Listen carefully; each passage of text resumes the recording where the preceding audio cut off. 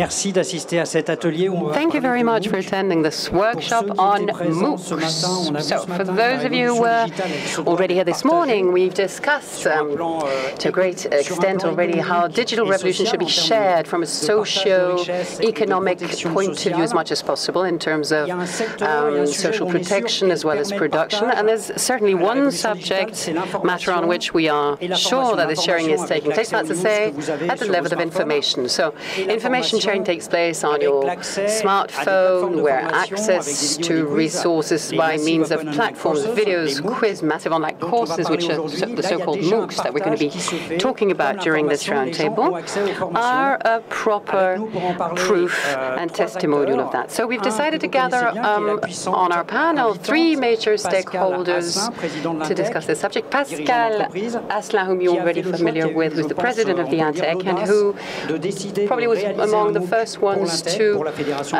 take up the challenge, basically, of addressing this issue. And then two makers with 360 learners under the aegis of COPE Academy with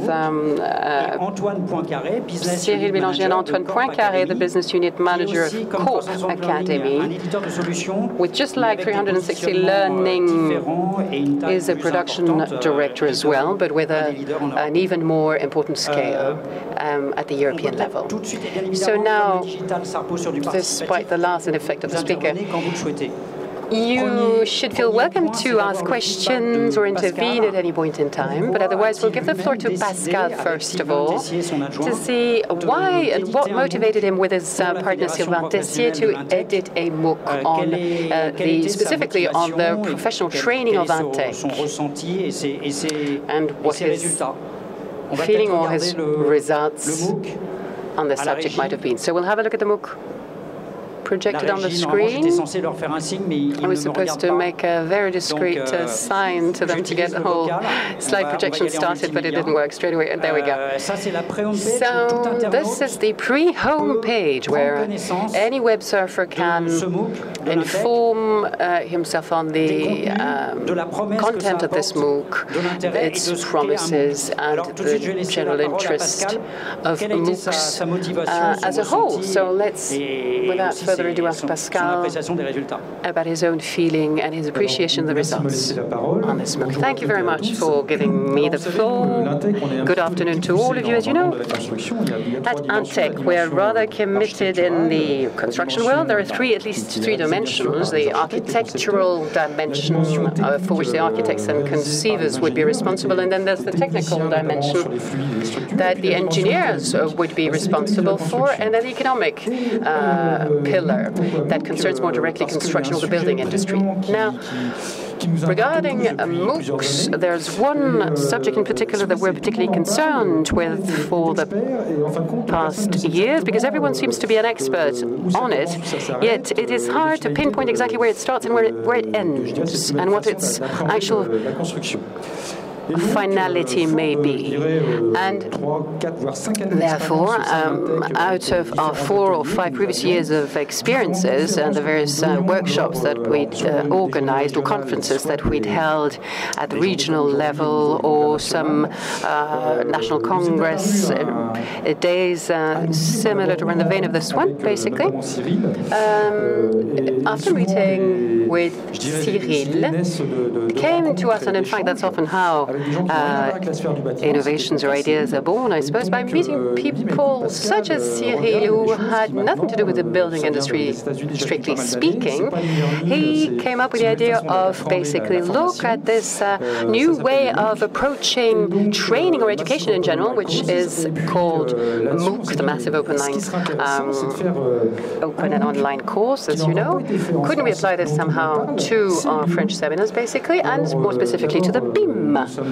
So that is how we all got started. We then went out to collect some funds, and after introducing a number of applications for subsidies and so on, we managed to launch our first MOOC. And so this was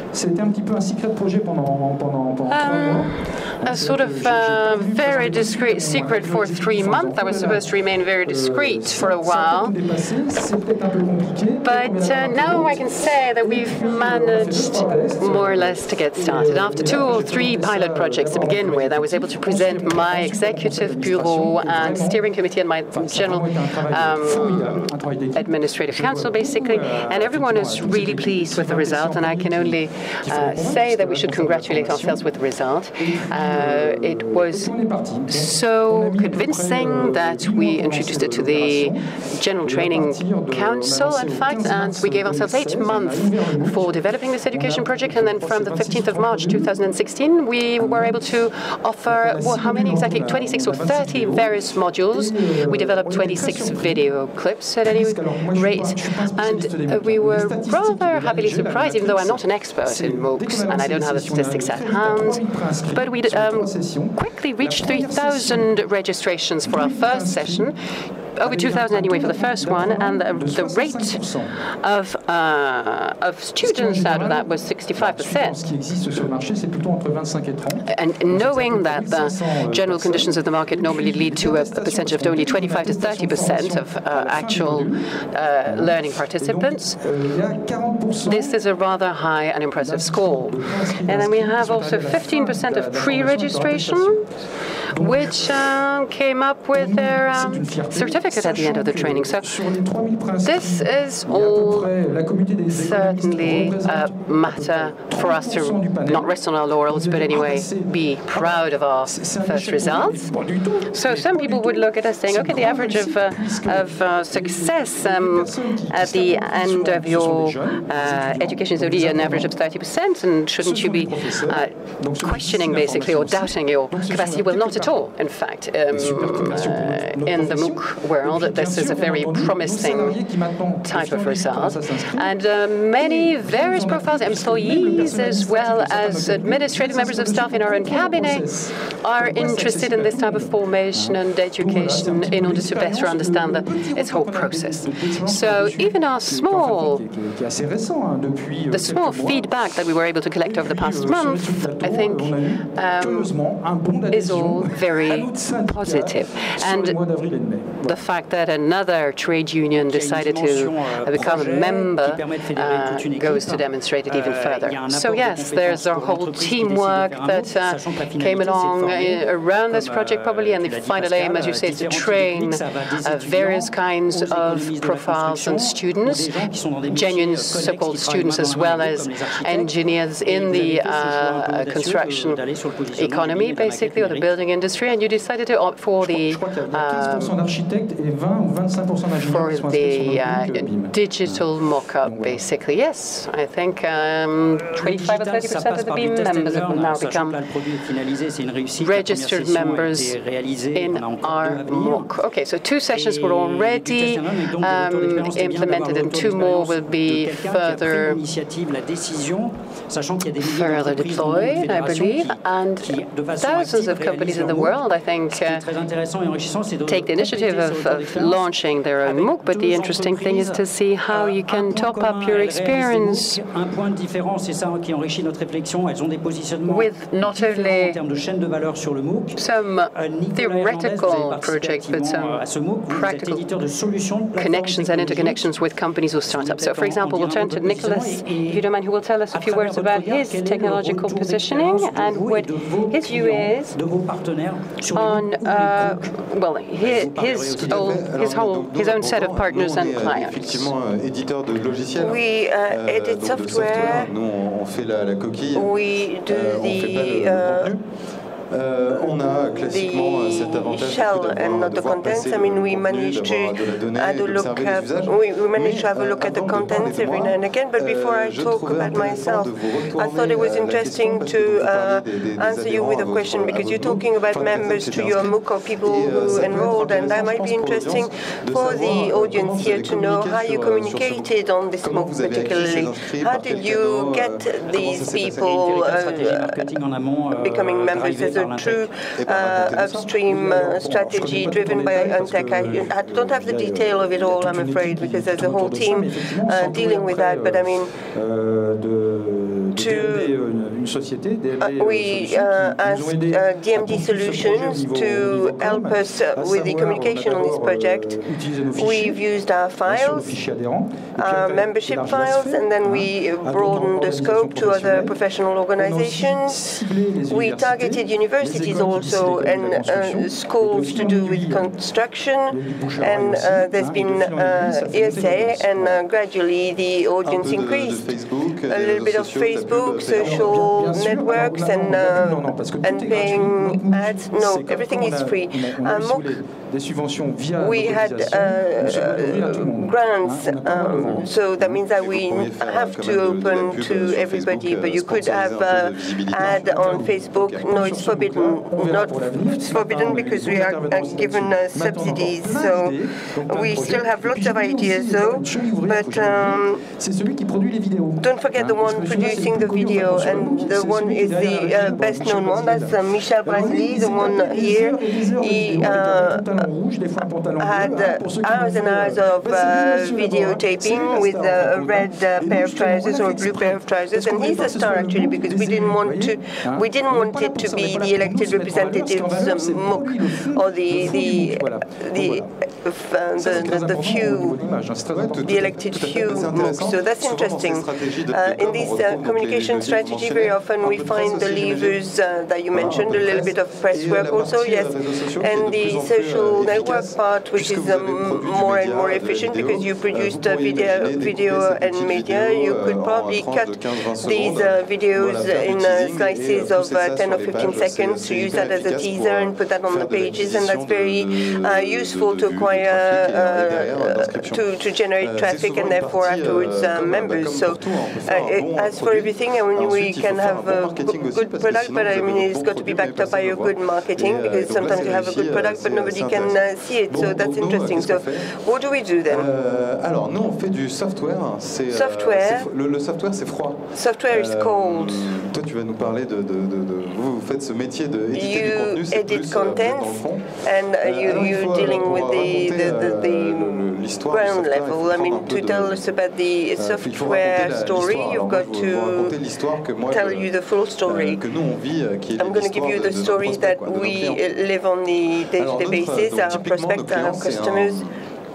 Our customer is a company thinking about digitalizing themselves, because we need to use new technologies in our company to be more efficient. We need to reinvent business models of our ecosystem and try and move to ecosystemic business models, if you'll allow me the expression. We've got to change our working methods to attract talents of these digital generations, so we've got to move to the digital phase. So big data, etc. Let's go. And next COMEX, I mean, nothing happened.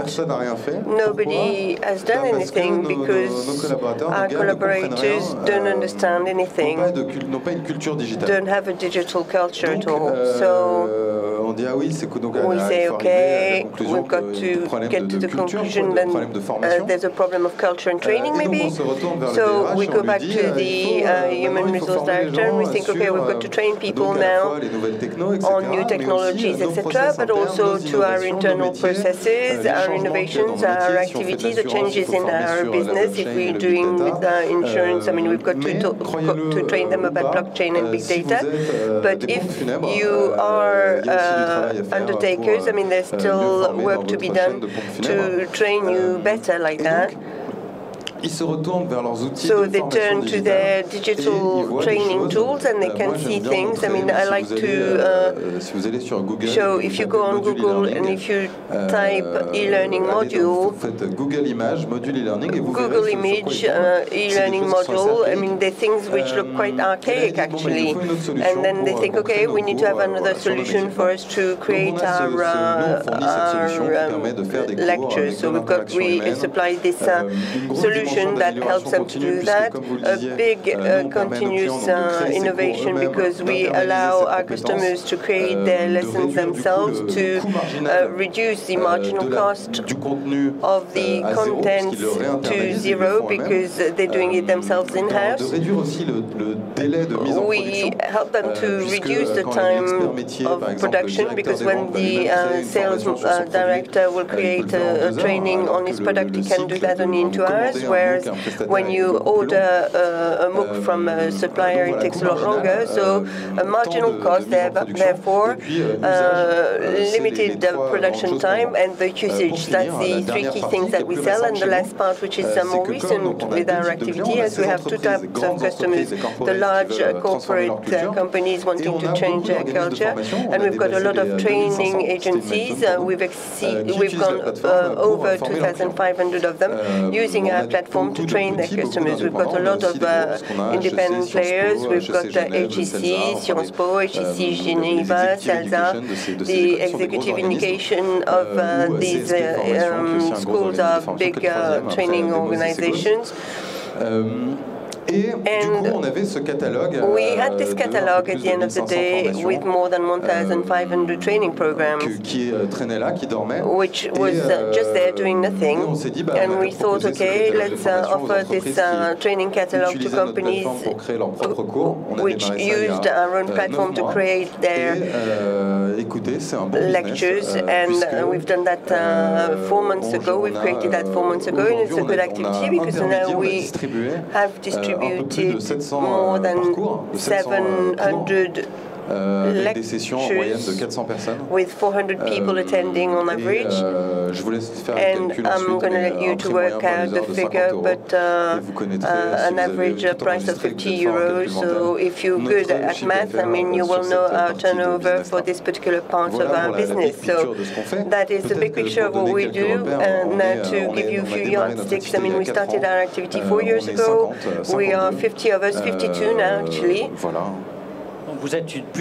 So you're more than a startup now, because I mean you've exceeded the starting phase. I mean you're highly innovative, very dynamic with technologies, but focused, being business-minded and marketing-focused. I mean the platform that you use, obviously you've got to create contents, because contents are important, but everything is marketing-orientated. Both of you are pure players, and that's what we said this morning. This company is innovation because it's focusing on the marketing and not focusing on regulations, and with a business model which is an innovative one, and with techno-innovation also, hashtag disruption. So we can see the challenge, which is training for everybody. I mean, we talked about students and etc., but you continue working for schools, SPOC, etc., SPOC for specific public, specific audiences. Yeah, the challenge, and if you'll allow me, if you give me half a minute, I think that facing the major challenges of the 21st century, terrorism, extremism, hatred, health, education is the solution, and that's the only solution.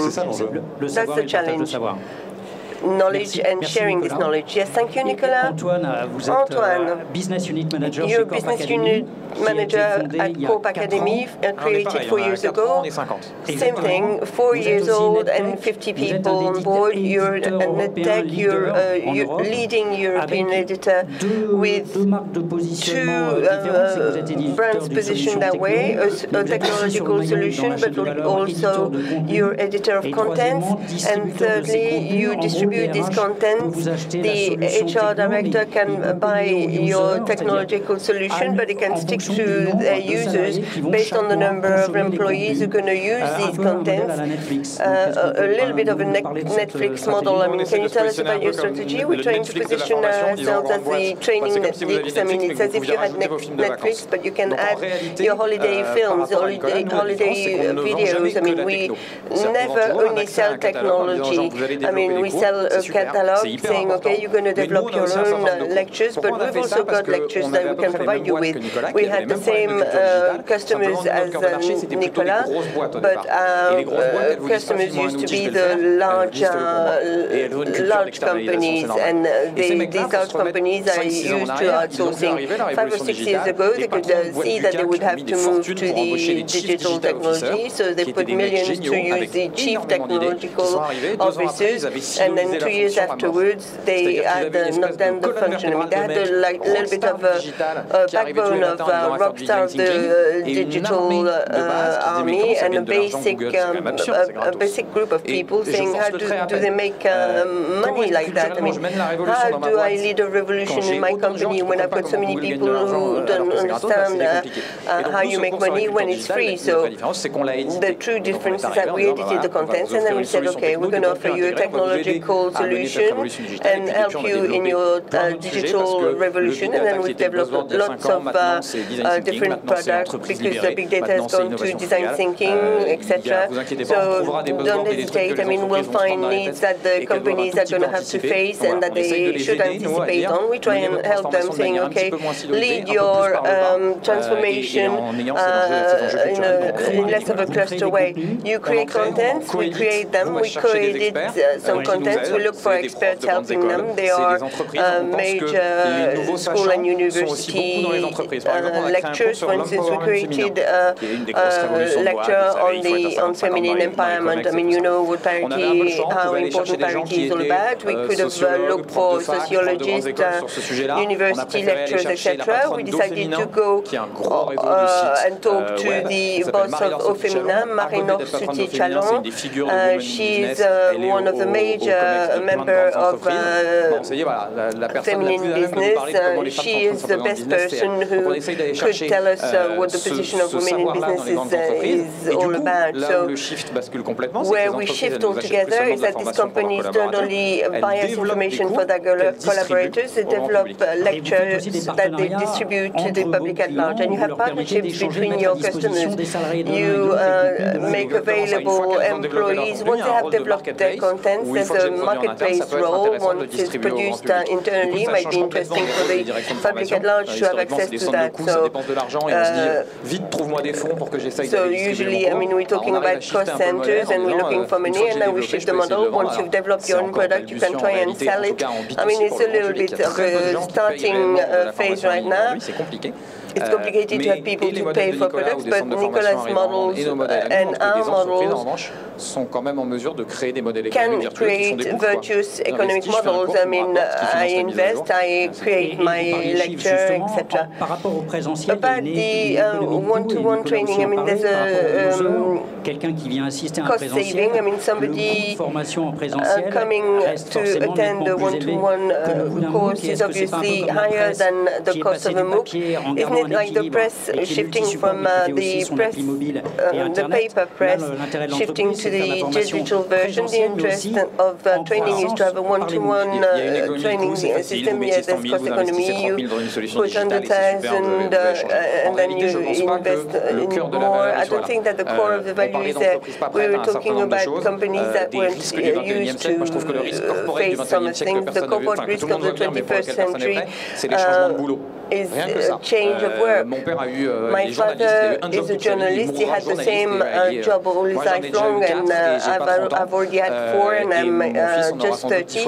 And my son will probably have 10 times more, and nothing is ready for that. The recruitment models aren't. The cost of bad recruitment. So if we think about, I've got to create a new colleague, etc. I mean, I'm talking about costs which are 10 times greater. Yeah, I'm talking about the human resource actor. It's true, you're right from a society point of view, but the HRD who's got to fight for the project can say that it costs X 5 to 10 times cheaper. It depends, because I mean, you've got to train the person, you've got the journey time, etc. for this person to get trained one-to-one. The good HRDs, I mean, the equation they have onto the chance of missing a recruitment, etc. And the equation is quite different. So even if you're doing it short term, it's cheaper to have the MOOC training than the one-to-one training. Do you think that there's a development of the market in France, in Europe, and in the world, even if it started in English-speaking countries? Are we okay to share the knowledge with the employees, or not the employees as such, but people who are going to, who might be freelancers, but who are going to be working in the ecosystem of the company with the compte personnel d'activité? So could it be, could we access to a MOOC independently from your company, depending on the projects that we have? The danger is that there's a segmentation of. It's true that there are a lot of issues. I mean, the question you're asking is quite a complex one. I mean, there's been a slight buzz 2 or 3 months ago now, because somebody well-known said la prochaine plus grosse valorisation boursière sera une Untec. Next market valuation will be Untec in 2030, but I thought, okay, why wait until 2030? And there are reasons for that, because there are a lot of topics that you've got to overcome, a lot of issues. I'm going to just list the 2 biggest challenges of this digitalization. The first one is on internet, on the web, business models scaling correctly can be in 2 categories. The content business model, such as Netflix and Spotify, they sell content, and that's quite simple. There are models, there are categories. There's a booklet on how to create a startup delivering content, and you've got to go through this book. And I mean, you don't have a lot of freedom. There's state of the art. Therefore, there's an ecosystem. There are even finance specialists specializing in that, so it's well structured and it's quite simple to access. And then there are service models, such as Uber, for instance. And it's the same again. I mean, it's quite straightforward. Teaching is the sum total of everything. It's a layer of content, because as with the education board, I mean, there are people designing the program and some delivering the contents with the service. So we've got these 2 layers which interact, and we are no longer on the motorway now. We are taking the small curvy lanes with hurdles where nothing is planned really, and where somebody might say, well, this I'm not familiar with. I mean, I'm not sure. So it's more of an exploration. And if you try and simplify matters, as a lot of startups and services do it in the educational field, you're going to say, okay, I'm going to do a high-tech, Untec with only contents or only services. So either I'm going to deliver training modules and they're static, there's no interaction, there's nobody following up the learner, the students, trying to unblock the problems that this person might come across. If this work hasn't been done because we've simplified things, in this case we don't deliver something which is training, and if we don't deliver pedagogy, then it's not going to work. There's this complexity, that's the first challenge. How are we going to do something which scales and which is going to be improved, which is going to deliver what startups do, this experience which is growing as we gain in scale? Well, that's a question mark. I mean, nobody's done it so far. Will somebody do it? Again, a question mark. This is the first major challenge. It's a challenge of the business model and of startup design. The second one is less technical and maybe easier to understand. It's the customization of learning. Everybody talks about adaptive adapted learning and customization for everybody. Those who've got children know that learning has got to be customized because you learn in your own ways. Despite what you can read or what people can say, reality is that nobody is offering customization at a level that would meet the needs to really customize based on what you learn about the person and the learning schemes for this person to be operational. If all this is lifted, I mean, as far as training and education, we're probably going to end up with a revolution. We can consider that this revolution hasn't taken place yet. So there's a second revolution which is on its way, the same as the smartphone, which was the second revolution for the press with the applications related to the website. So there's a second revolution going because the personalization in the MOOCs is only at its early stages. I mean, people are dreaming about it, but with the data that you're compiling on this person or that person with this background who left the MOOC at such a place, I mean, you understand lots of things about this person, and artificial intelligence will enable you to personalize the MOOCs. I'm not sure whether we're at the beginning of this second step. I'm going to be very concrete here. There are some people researching on this and they're asking themselves questions. I'm going to try and put the finger on it. We're thinking, okay, yes, everybody is making some recommendations. There's big data. Everybody knows how to process data. So we're going to learn, we're going to adapt to the needs of the learner. Somebody who says wrong to all the questions, we play a video, then we ask him questions whether he understood everything. If somebody answers wrong to all the questions, does that necessarily mean that he failed to understand, or did he understand? Somebody who says right to all the questions, was that a good thing for us to present it like that? And somebody who says right on the first half and wrong on the first half, I mean, does that mean that he only understood half of the content? To learn, the reality is that today we don't understand what a learning brain is all about. Research cannot define what he has learned something means. The machine can be the chess player, but we cannot identify the context in which the person is learning, because you might have an algorithm which learns, and understanding what a learning brain means. I mean, there'll be one day when we're going to find the answer to this question, and where humanity is going to probably switch to something else. But today's reality is that we far the machine learning algorithm, what they can do is they have a matrix, and they can say, okay, if I see people and videos, and if I know who's liked a video, I've got a good idea introducing another video for them to like it. I mean, it's a different kind of problematics. I mean, if you say how much is 5 plus 12, he got the right answer, but if you said 13 plus 4, his answer was wrong. If you say 20 plus 9, what will he answer then? It's very complicated, and this is a basic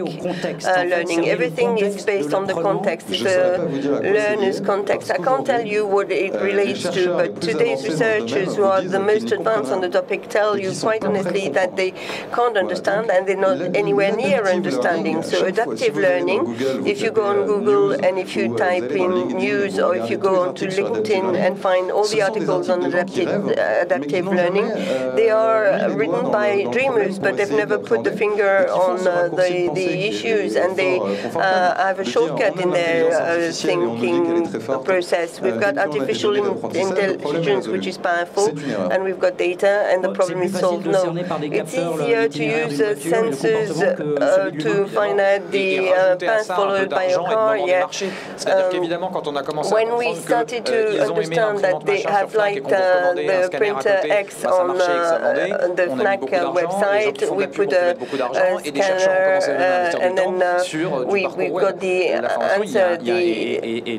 de manière générale, l'éducation, il va y avoir un moment de shift, et c'est pour ça qu'on there's going to be a shift in the education. That's why our scope is all the way to 2030. We've got to show the different steps and create business models, and it'll take time, and it's very expensive. Nicola's company, with my company, I mean, there's been a lot of investment done. We've been very lucky because people can feel that there's something happening, and we've got a lot of money, and yet we're still looking for more.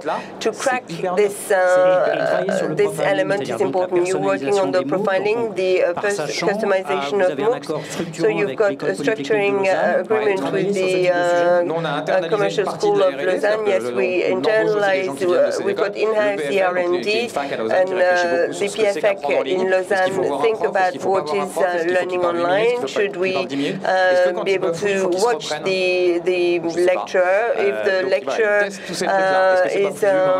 stumbling in his words, I mean, do I have to change that? I mean, all these people test that, and we're trying to gain knowledge from these insights, and then we also think that getting trained in a company as professionals is not the same as an employee or as a student, rather, because it's a constraint. When I join in on Coursera, I want to force myself a little bit, but I deliberately decided to become a member. When my company puts a constraint on me to follow this MOOC, I mean, might that have an impact on the employee? I mean, we don't know. Adaptive learning, of course, there are a lot of dreams, but it's going to be something which is going to be an ongoing process. We're going to make smarter and smarter the lecture recommendation. The lecture will not be the same. C'est bien de le dire avec humilité parce que je pense que it's good to say that quite humbly that the scope is 10 years from now. So it's true that we've got to be quite realistic in life. But I mean, the information pure players are not managing data like the Google and likes, and that could be also pure player in the training field. I mean, you're an average size company, and Cours Academy a larger company. Don't you think that you're going to be taken over by people who are in the fintech and who are going to move on to the learning tech? And Google didn't get in that. I mean, when they've been playing on with their car for 10 years and nothing was produced. So if they were involved in the training aspect, I mean, Google, we would have been made aware of that. They would communicate on that. So they're not present there. So it's quite reassuring. That means it has something to do with the brain, and the brain is not a product such as a car might be. So, and something that we could anticipate the journey just using sensors. So it's quite reassuring. So you're working with researchers in neurosciences, cognitive sciences. I mean, they're doing things in Switzerland on robots that would learn how to write. I mean, we take 5 or 6-year-old children who cannot write very well. There's a correlation between not being able to write properly and being unemployed at the age of 20. So we think that these young kids are lost for society. So what do?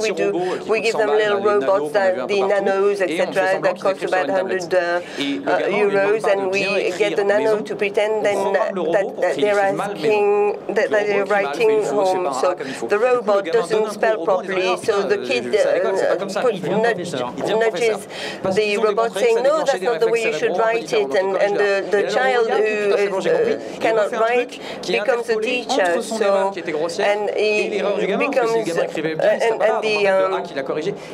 the nano is providing a solution which is in between the right solution and the child's miswriting. So you're saving kids that would be lost. You allow top performers to be even better. So that's great. Yes, the digital element has got a participatory dimension. So contrary to school, we've all been puffing and blowing going to school. So if we've got a learner statute, but also of knowledgeable person, I mean, we can evolve more and we can progress more because we are not stuck with a vertical hierarchy,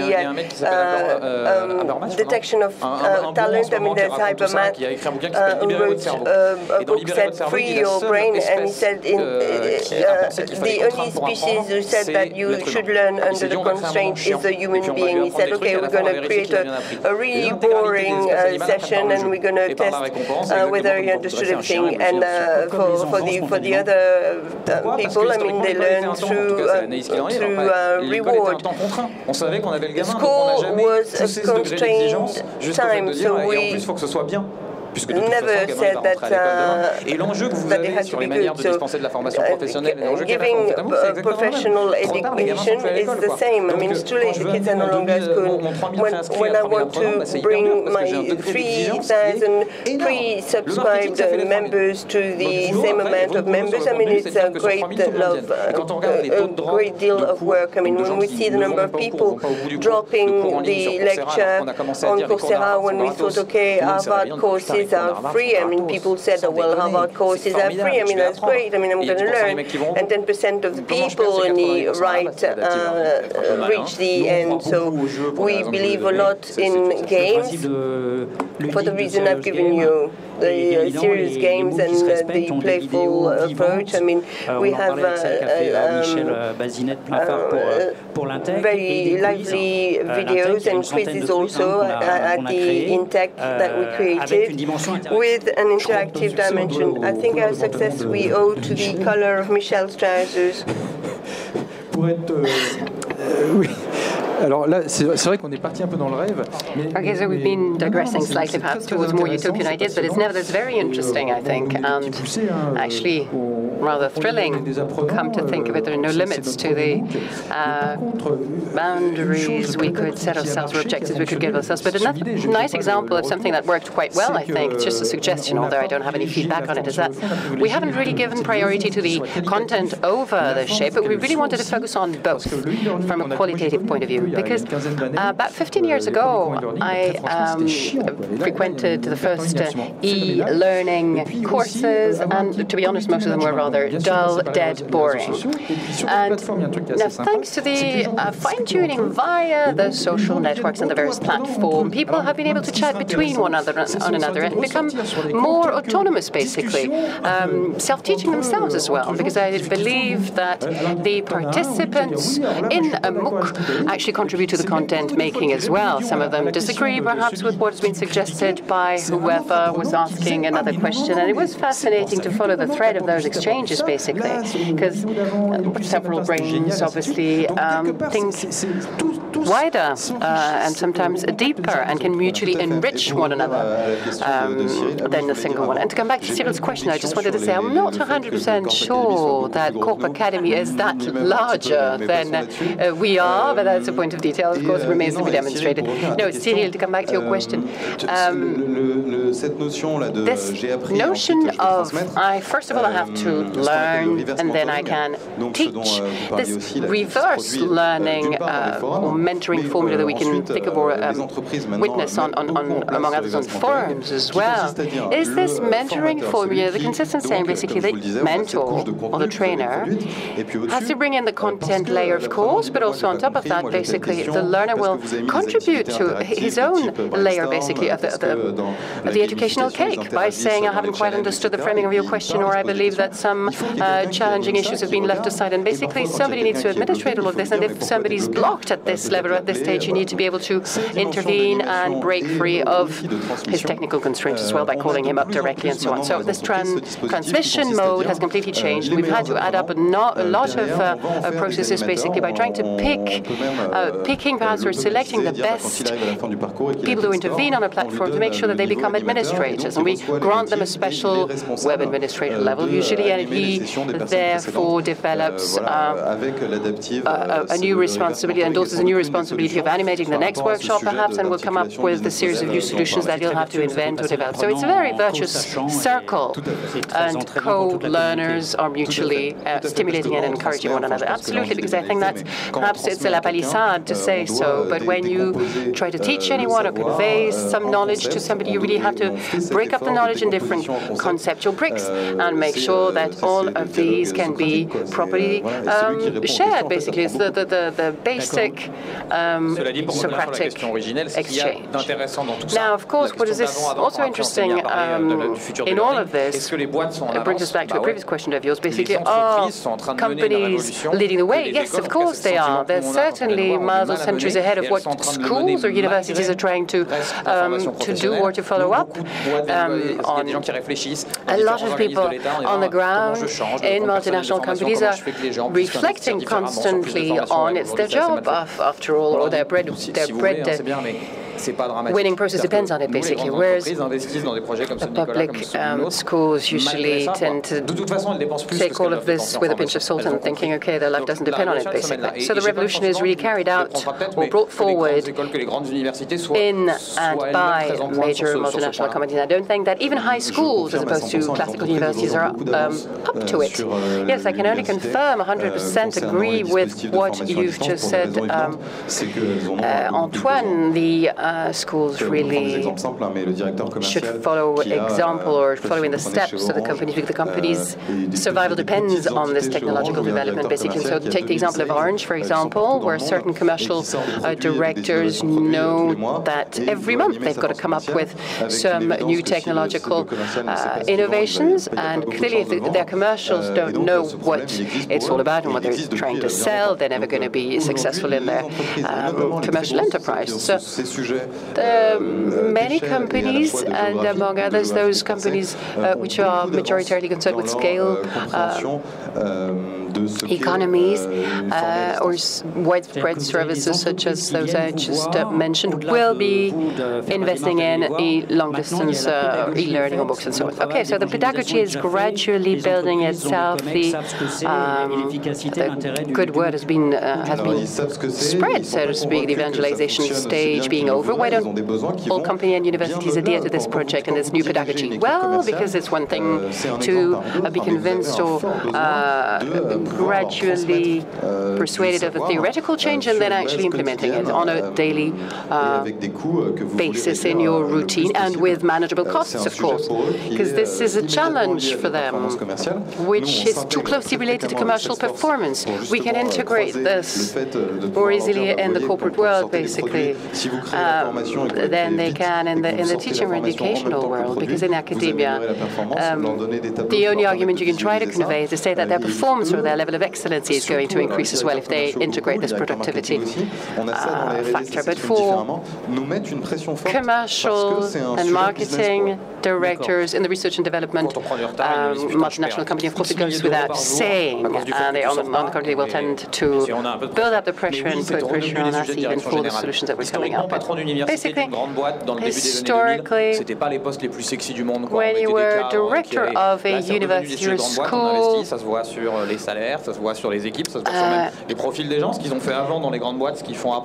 this was not meant to be a particularly sexy or high-profile kind of job, whereas now the idea is to emulate somehow the big company models, basically, and to project themselves as if they were in the cockpit of a bigger, ongoing and ever-moving company. Okay, so you would say there aren't size differences as much as positioning differences in nowadays new high-tech economy. Yes, that was a good transition indeed, and I suppose that was giving me a cue to intervene on the next subject, wasn't it? So, no, well, size doesn't always matter, is the conclusion in this field. So there would be perhaps a third grade to add on to the previous pillars that you mentioned, of course, the content and the shape, but also in terms of power, for pure players. Would you say that because you were among the pioneering companies, you should now enter the arena of the listed company in order to benefit from the further financial support you could and capitals that you could draw from that adventure, and perhaps even compete with the Apple and Google and Amazons and all the bigger companies? considering to sell some of their products. Well, let's remember that Microsoft, via LinkedIn, for example, has acquired Linda, which was quoted at $1.5 billion recently, which I think, in our opinion, is a rather promising subject, with 2,500 different trainings which will be on offer following this recent move. So something is brewing there, which is definitely interesting. What we can hope for tomorrow, it's hard to make any predictions in the technical as well as in the financial universe, and it's often doomed to failure. But I wouldn't take too many chances or risks by betting on them, basically. Yes, you're right. Linda is both a benchmark and an interesting reference, but can it also be a risky factor when you see that LinkedIn is thinking of buying out some solutions by Microsoft? Well, in terms of risk analysis, you're right, we're definitely microbes with respect to the GAFAs, but I like to, when we talk about the Microsoft and LinkedIn and Linda mergers, for example, I like to think of the fact that Linda, which was worth 1.5 billion, could have also come up to talk to us, the Corp Academy or 360 Learning, and they could have opted for a buyout very easily, twice the price that it was worth it. And why is it sometimes a smart move on their behalf? You have to understand, try and understand why. For example, you have 1,000 commercials who tell you, okay, your product is working well, you should really sell it now. The synergy that then appears is that these 1,000 commercials will be talking about the HR department at the same time, and the synergy will drive up the price, basically. So when a little company such as Linda, if, say, Linda commercials would have come up to us and proceeded in that way, they would probably have been successful. But on the other hand, paradoxically, LinkedIn came to see them beforehand and benefited from an economy of scale, even larger economy of scale, given their 30 billion worth, and not bothering about the price because they decided that it was a strategic decision that would trigger off a series of interesting and fruitful synergies. And then at an even higher echelon, Microsoft could have decided to do the same with LinkedIn. So basically, it's like a domino effect, you know, with the bigger fish eating the smaller ones, or Russian puppets, basically. And it's hard to visualize what Microsoft, which is worth 500 billion euros or dollars, and represents about 10 times Orange. It's hard for us to realize what it represents in actual fact. So if tomorrow you decide to walk on the blue carpet, you're not really responsible for killing off the microbes which are under your foot soles, basically, to give you a general idea of the scale at which we're operating. Thank you very much for this most poetic metaphor. Thanks to both of you anyway, Pascal, Nicolas and Antoine, for your precious feedback on this practical experience that is intimately and closely intertwined with the MOOCs, sharing philosophy, sharing of skills, of expertise, and also its philosophy of basically motivating knowledgeable operators of the different corporations in order to become ever more efficient in their field, because they will have to reappropriate themselves a series of very polyvalent skills in the course of their lifetime, given that, as you rightly pointed out, Antoine, it is no longer possible to embrace a single career in your lifetime. We're now opening the floor to questions. Moi, ma question va plutôt s'adresser à Pascal Asselin sur... Good day. My question would be more addressing Pascal Asselin's viewpoint, perhaps, on how the MOOC is likely to evolve, according to him. But briefly, I'd like to introduce myself. First of all, I am a teacher, but also administrating a network, administrating cloud solutions, and I'm resorting to a private solution in a public school. So just to contradict your example about open source philosophy, basically, not everyone is addicted to this philosophy. So I had the chance to take part in a MOOC organized by Pascal already, and also by a different body previously. And I would say that the thing that I missed in your MOOC was the collaborative dimension. And what I mean by collaborative work is a series of exchanges, including the production level. Could you consider, by means of your MOOC, to generate some production as well? Well, I will give you a MOOC answer. You're the one bringing our MOOC forward, obviously. You are contributing an interesting block to the discussion. Of course, a discussion that has been already launched. There have only been 2 seasons of our MOOC so far. For the next editions, we have been asking ourselves what could possibly be changed or improved. And after this morning's workshop already, we had talked about many types of MOOCs and workshops that could be more specifically targeted to the demands and the expectations of each one. But what I like about the times in which we're living is basically they are so multifaceted and so plastically supple. I've started in the construction industry very young, from the BTS days all the way through to my white-collar functions, basically. And after 20 years of practice or experience in the field, I'm not going to say that I've seen it all, basically, and then I'm beginning to